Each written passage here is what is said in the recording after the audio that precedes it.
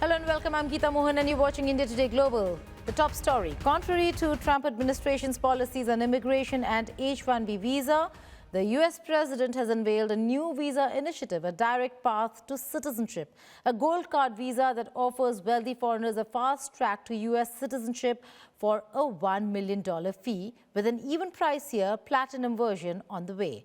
A report by Mahashweta Lala. A day after Trump administration claimed that it had revoked 85,000 visas, mostly students, and the heavy clampdown on immigration, US President launched a new program which will enable rich foreigners to buy an American golden visa for a whopping $1 million and a platinum version for $5 million. Making the announcement on his Truth Social, Trump said this was a direct path to citizenship for all qualified and vetted people. He also assured that the gold visa would fill the country's exchequer. Very excitingly for me and for the country, we've just launched the Trump Gold Card. It was about 30 minutes from now. The site goes up and all funds go to the United States government. Could be a tremendous amount of money. It'll also be able to have people like this keep having people come. This is in accordance to an executive order in September, which requires individuals to pay $1 million, while businesses sponsoring employees are required to pay $2 million. The firm then are required to pay a 1% annual maintenance fee of $20,000 and a 5% transfer fee of $100,000 each time they want to switch the visa from one employee to another. So for an individual, it's $1 million, and for a corporation, it's $2 million. And as the president said, for a corporation, they spend $2 million. They can then have an employee, full vetting, the best vetting the government has ever done, $15,000 vetting to make sure these people absolutely qualify to be in America, absolutely qualify. And then the company can keep them here, and they have a path to citizenship, right? Obviously, they have to be perfect people in America, and having passed the vetting, after 5 years, they'll be available to become citizens, and then the corporation can put someone else on the card. So for a company, they can keep putting people on the card, one person per card. The Gold Card is a new US visa program which will facilitate legal permanent residency and a pathway to US citizenship for individuals and corporations willing to invest significant funds in the country. This program is in contrast to Trump's immigration policy, which claims that American jobs are being taken away by foreigners. Spouses and unmarried children under 21 can also apply, but each must pay additional fees. A processing fee of $15,000 is non-refundable. Other charges may include visa-related fee and medical exam cost. The Gold Card status can be revoked for national security reasons or serious criminal activity. Some countries may have visa wait times of a year or more, and all applicants are subject to US taxes on worldwide income. Meanwhile, a Trump Platinum Card is also coming soon. The card would allow holders to spend up to 270 days in the US without being subject to US taxes on non-US income. Mahashweta Lala, Bureau Report, India Today. To discuss what the new visa policy really means, I'm being joined by Dr. Karan Gupta. He's an educationist and an immigration expert, counsels a lot of students going abroad. Thank you so much, Dr. Gupta, for joining us. Now, Trump has unveiled this $1 million gold card and platinum card, which is on its way. But is it somehow in contrast to Trump administration's immigration policies per se? And how do you see this benefit those students who are studying in the US and aspire to work there? Thank you, Geeta, for having me on the show. So Trump's policies have repeatedly signaled that the United States wants two things: exceptional skill and economic value. Indian students, especially those in STEM and tech, already fit that definition. So the new gold card sits in the same direction. It appeals to individuals who are both highly skilled and financially valuable to the US economy. Now, could this benefit Indian talent? Potentially, yes, because in theory, the top employers, whether it's Apple, Netflix, Microsoft, or any global tech giant, can easily afford a $2 million fee if they believe that the candidate is extraordinary.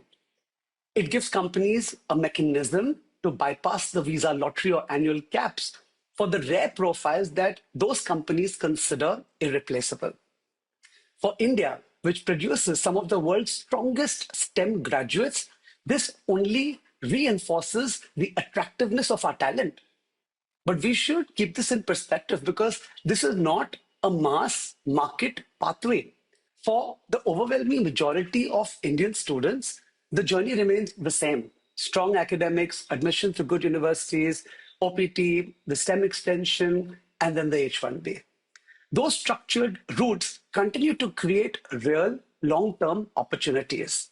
So what this gold card really signals is that the US continues to value global talent and Indian students remain at the center of that demand. Right. Karan, will this gold card really gradually replace the H-1B visa? What can we expect in the near future? No.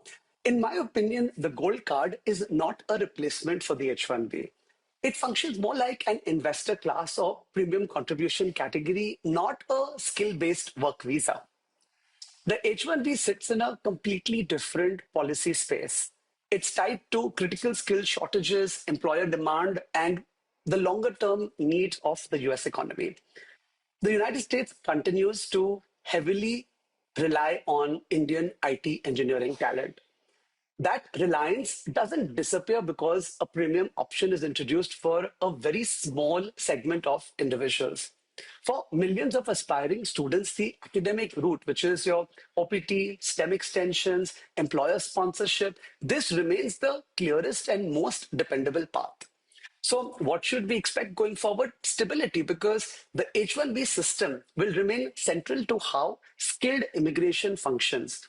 Universities will continue to be the main gateway for Indian students, and employers will continue to sponsor the talent they need. So a gold card may grab headlines, but it does not change the fundamental architecture of US skilled immigration. If anything, it only reinforces the fact that the US still wants high quality global talent, and India supplies a significant portion of it. United States Representative Sidney Kimlager-Dove warned that President Donald Trump could go down in history as the president who lost India over tariff disputes and soaring visa fees. Kimlager-Dove was speaking during a congressional hearing on the US-India strategic partnership. The remark comes as India is reeling under US's 50% tariff and a growing trade war. First, because of Russian oil and the recent tension over rice dumping, in which US farmers allege India's rice imports is affecting the domestic market. She also displayed a selfie of Prime Minister Narendra Modi and Russian President Vladimir Putin sitting inside a car during the recently concluded visit of the Russian president. The selfie had gone viral. She said the photograph speaks 1,000 words about how US policies are reshaping India's strategic consideration. She also criticized the 50% tariffs on India and an additional levy for buying Russian oil. Trump's policies towards India can only be described as cutting our nose to spite our face. And this is doing real and lasting damage to the strategic trust and mutual understanding between our two countries. Because let me be clear, being a coercive partner has a cost. And this poster is worth 1,000 words. You do not get a Nobel Peace Prize by driving U.S. strategic partners into the arms of our adversaries. We must move with incredible urgency to mitigate the damage that this administration has done to the U.S.-India partnership and return to the cooperation that is essential to U.S. prosperity, security, and global leadership. Congress understands the stake of this relationship on a bipartisan basis, and I thank the chair for providing the opportunity to get that on the record today. I look forward to a robust discussion, and I yield back. Now, Sidney Kimlager-Dove might be just one of the many lawmakers who fear what Trump's tariff policies could do to India-US ties. we deep dive on what the impact of the recent policies are going to be and how that could shift alliances and strengthen certain alliances, particularly Russia, India, China. Watch here on Statecraft. The United States and India, two democracies with intertwined destinies in the Indo Pacific, are facing what may be the most volatile stretch in their partnership yet. At the heart of the storm, President Donald Trump. And then what happened? Flush, flush, flush down the toilet the capital that Americans have built over decades in service of Trump's personal grievances. The U.S. president has not just rattled trade and tariffs, but has taken aim at India's visa regimes, slapped unprecedented duties, and questioned New Delhi's strategic choices in a way that has both Democrats and Republicans in Washington sounding alarms. At a recent congressional hearing, Representative Sidney Kimblogger Dove didn't mince words, warning that Trump could become the president who lost India. The fact of the matter is that India and Russia have always been friends and would never give up on each other. But there is panic in America. Americans are rattled and they're asking, is Washington's aggressive stance risking the drift of India toward Russia and China, fundamentally reshaping the balance of power in South Asia? Hello and welcome. You're watching Statecraft with me, Geeta Mohan.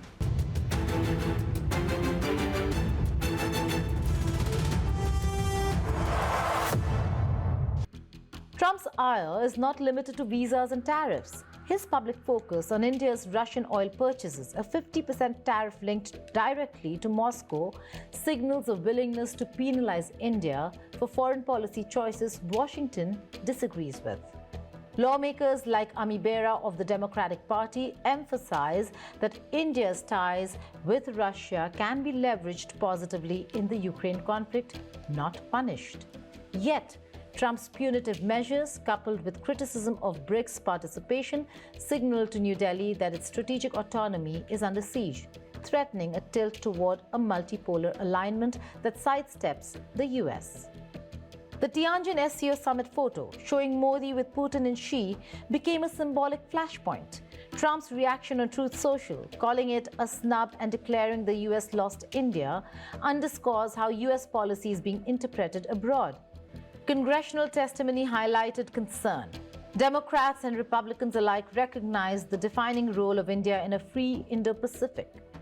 Bill Huizenga of the Republican Party stressed that the US-India partnership is central to countering authoritarianism, ensuring resilient supply chains, and shaping regional rules. Yet, Trump administration's unilateral measures threaten this very partnership, creating friction where coordination is essential. Modi's balancing act, maintaining relations with both Washington and Moscow, is a nuanced exercise Trump's policies fail to respect. Is the US inadvertently accelerating the very alliances it seeks to contain? Former Democratic vice presidential candidate and Minnesota Governor Tim Walz's daughter, Hope Walz, urged son of President Donald Trump Jr., to seek assistance for his daddy issues. He had posted the video on TikTok after President Trump called her father and the Democratic governor retarded. She responded to Don Jr. after he supported his father for the use of the term to refer Governor Walz. She later deleted the video. Hope Walz said she felt bad for Don Jr. and his family because they insulted people just to make themselves feel good. Trump Jr. shared a clip of Governor Walz saying that people were driving past his house and shouting the R word. He believed this started because Trump used the same word about him in public. Instead of condemning it, Trump Jr. added a comment saying those people were right to use the slur. They're not wrong, he wrote. Oh, Don, it is so clear that your dad does not love you. Or if there is any love there, it's not for your compassion like my dad loves me, but instead your cruelty. And that's not love. That's not love. I genuinely feel sad that you and your family feel the need to degrade and put down large swaths of the country in an attempt to make yourself feel better. My family and I will always be richer than yours. Always. Because we don't find joy in this. We find joy in each other and spending time together and doing quality good things for this world together, not tearing other people down. Those daddy issues are so clear, and I genuinely do feel sad for you. I do. I really hope you get the help you need.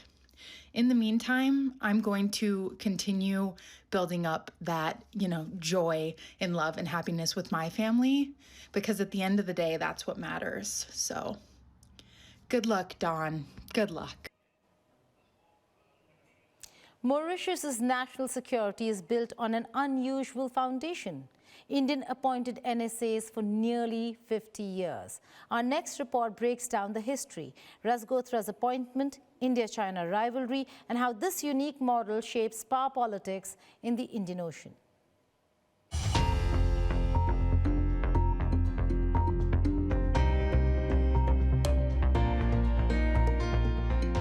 Mauritius may be small on the map, but its national security story is anything but. For decades, the island nation has done something highly unusual. It has imported its national security advisors, mainly from India. And New Delhi's latest pick, former ITBP chief Rahul Razgotra, has once again pushed this tradition into the spotlight. On the surface, Razgotra's appointment looks routine. An experienced officer moves from guarding India's toughest borders to advising a friendly government. But dig deeper, and it becomes clear that this is a carefully calibrated geopolitical move. For years, Mauritius has relied on Indian expertise for its security. This began in 1974, when Mauritius signed a defense agreement that effectively replaced the UK with India as its primary security partner. The turning point came in the early 1980s during a period of political instability. Rumors of a coup prompted then Prime Minister Anirudh Jugnauth to seek help from Indira Gandhi. That episode and the dramatic but aborted Operation Lal Dora, which was India's plan for a potential military intervention in Mauritius, deepened India-Mauritius security ties. What followed was a long line of Indian NSAs stationed in Port Louis, many drawn from RNAW, the Intelligence Bureau, or the Indian Army. Officers like Major General J.N. Tamini, B.B. Nandi, Gurinder Singh, and others shaped the island's security architecture for decades. This wasn't just about technical expertise, it was about political trust. Mauritius saw India as a reliable partner. India saw Mauritius as a friendly outpost in a strategic ocean. But Razgotra's appointment marks a slight shift. Traditionally, the NSAs of Mauritius were deeply embedded in external intelligence work, raw operational experience, covert backgrounds, global postings. Razgotra, by contrast, comes from a career rooted in internal security through the Intelligence Bureau and ITBP. He's known for calm handling of sensitive situations, strong counterinsurgency grounding, and experience across India's toughest borders, including the volatile frontier with China. So why the shift? Because the Indian Ocean is no longer the quiet backwater it once was. China's growing footprint, major power rivalry, cyber risks, maritime competition, and hybrid threats demand advisors who understand both domestic security and geopolitical nuance. Razgotra fits that hybrid mold. Mauritius, meanwhile, has become far more than a friendly diaspora nation. It is now a key piece of India's strategic depth, home to coastal radar systems, hydrographic surveys, maritime patrols, and growing intelligence cooperation. At the same time, China has invested heavily in Mauritian infrastructure, trade, and diplomacy. Port Louis wants to remain friendly to both Beijing and New Delhi, but its reliance on Indian NSAs raises awkward questions. Critics ask, can an NSA appointed and supplied by India genuinely represent Mauritian interests in a fast-changing region? Especially at forums like the Colombo Security Conclave, where security policy is shaped at the NSA level? And what happens if India wants a tougher line on China than Mauritius is comfortable with? As global rivalries sharpen and the Indian Ocean becomes contested space, Mauritius may soon have to decide whether importing its NSA still serves its national interest. For now, though, India's quiet, steady operators like Rahul Razgotra remain central to the island's security story and to New Delhi's broader Indian Ocean strategy. With Farhan Khan, Bureau Report, India Today Global.